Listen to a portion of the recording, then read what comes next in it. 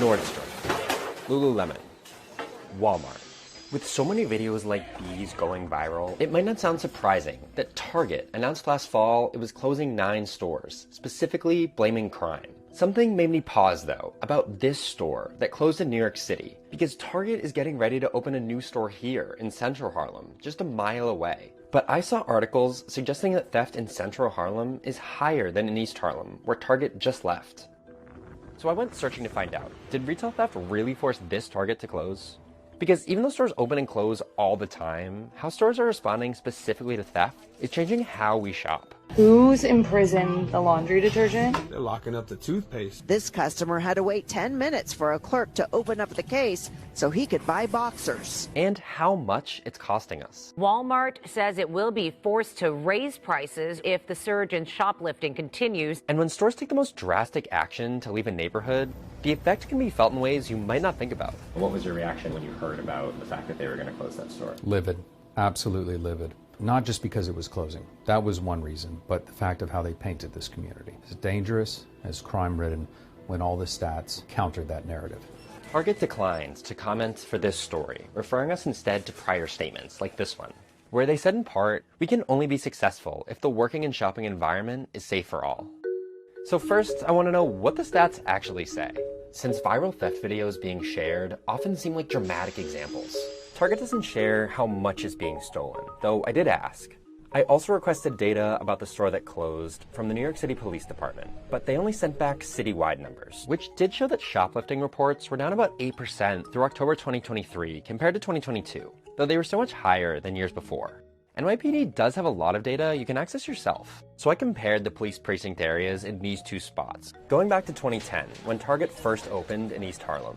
And almost every year, there have been more robbery and shoplifting reports in the 28th precinct, where Target is opening, compared to the 25th precinct, where it closed, due to too much crime. This is the data from every precinct in Manhattan where there is a Target. This light green line, that's the store that closed in East Harlem. How's it going for Alec? Now this is obviously a really rough, non-complete picture of theft. So I found someone who not only knows this topic really well, but had been investigating this exact question herself. My name is Gabrielle Fonrouge. I cover retail for CNBC.com. I had heard from a number of sources that the Targets that were closing in their neighborhood felt safer than the ones that they were keeping open nearby. I used to be a crime reporter, and I knew that we could get data on what crime actually looked like at these locations.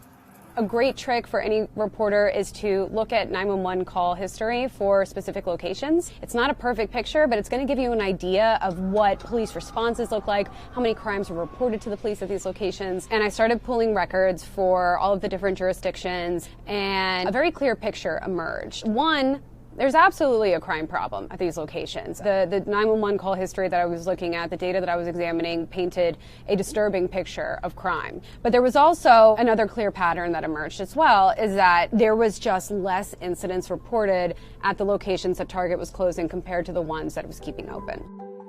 I spoke with crime analysis experts, and absent of Target's own internal data, it's the only picture that you have of what crime looks like. And if we saw this pattern at, 1 or 2 stores or 1 or 2 states, like maybe this wouldn't have been a story, but it repeated itself over and over again, which is why we realized we had something and why we moved forward with this investigation.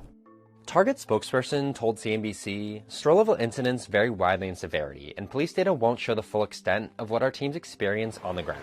So I went and found people who worked on the ground at other Targets. When I tell you, I have stories for days. I have stories for days. COVID was definitely a big igniter to retail theft, but I feel like it has just been snowballing even worse till now. Thieves, they can become creative each time. People would cut out the security devices off merchandise, medicines, Tide Pods, conceal the merchandise, high-end vacuums, electronics. They would get an item off the sales floor. They would try to do a return. A lot of it went kind of unreported because most of our focus was still at the time safety. I heard about that shift from multiple ex-Target employees. That Target told workers around the pandemic to be more hands-off in dealing with suspected shoplifters. It frustrated some guards I spoke to who said they felt less empowered to do their jobs. For others, avoiding potentially dangerous confrontations made sense. It's sometimes I'm I don't care if the person walk out with so much merchandise. I just want to make sure everybody else was okay. Target has said it trains security team members so they can protect themselves and de-escalate potential safety issues, and that they've invested heavily in trying to tackle this problem with theft. But as Arbin also mentioned, theft going unreported makes it hard to know how big this problem really is. Large-scale shoplifting cost retailers $112 billion in losses last year, according to a survey by the National Retail Federation. $112 billion sounds like a really big problem. But the survey they're citing here actually says that $112 billion represents losses based on shrink. Shrink is really defined as inventory that is stolen, destroyed. There is obviously a component of stuff that's misplaced or lost, but the largest component is theft. While theft was the biggest source of shrink in the latest NRF survey, nearly half the theft that stores reported to the NRF was from employees. External theft was just 36% of what stores say they lost. And overall, the average shrink percentage of retailers answering this survey was 1.6% in 2022. That's what it was before COVID, and is in line with what companies prepare for. Target reported its own shrink through 3 quarters last year was less than 1%, meaning external theft would be just a fraction of that. And again, none of this is to say that a lot isn't getting stolen from Target, because when one of my fellow producers finally found someone who worked at that East Harlem store that closed... Hi guys! How's it going? My name is Lucy, and I worked at Harlem, Target, 2380. She was there for 6 years, until the store closed last fall. She also described seeing a lot of theft. It was sad, because I would be in my section, and I'm just like, damn, I just fixed this, and there's nothing here.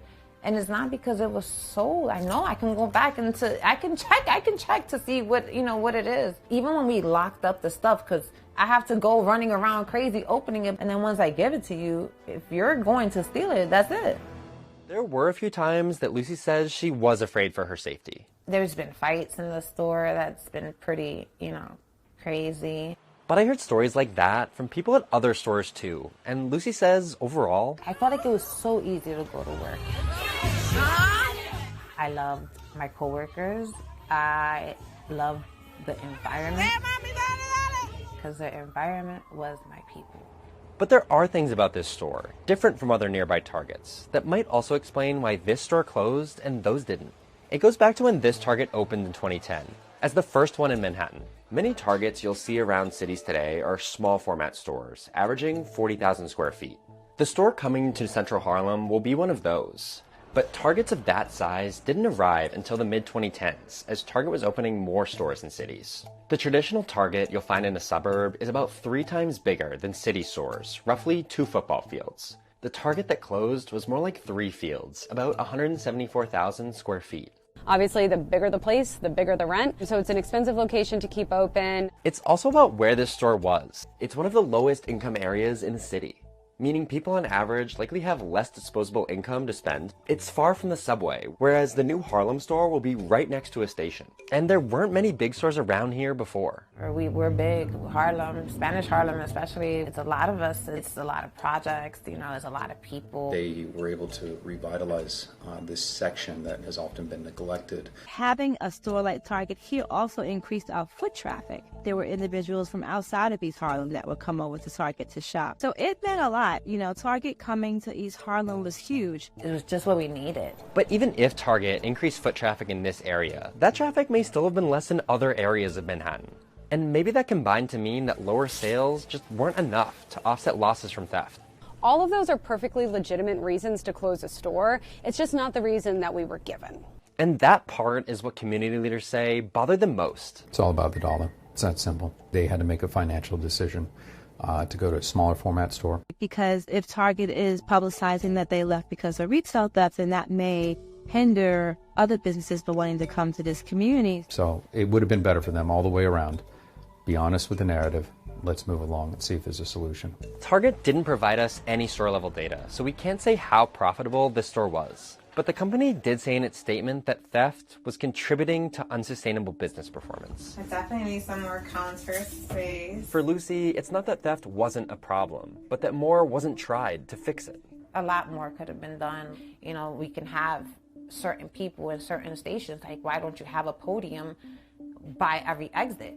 If If we have a person that greets us at the door, right, that just stands there, something simple as that can be a game changer. They maybe like have Target like paid security more. It wasn't worth it. Like, you know, getting paid like $15, $16 an hour, doing 40 hours a week. What we need help with are changes in Albany. Laws need to be addressed. New York needs more law enforcement and prosecution. You know, I lay this at the feet of Alvin Bragg and the DA's office for this to go on and on and on. The governor today says the solution is in the hands of the city. It's a local policing issue. Companies are addressing technology that they say can help address the problem, from automated shopping carts to cheap RFID tags that can help track each individual product through the supply chain.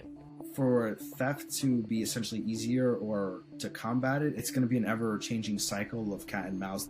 Target in this announcement outlines several strategies they've invested in around retail theft, like adding more security workers and theft deterrent tools. They've also said they can't stop it alone. This is an industry-wide issue. And outlined a list of broader efforts they're supporting. For example, this federal bill proposed last year, which would create a new group under Homeland Security to focus on organized retail crime. It would also make it easier to charge thieves with federal felonies. But this bill has faced criticism for penalizing high-value shoplifting just as severely as organized retail crime.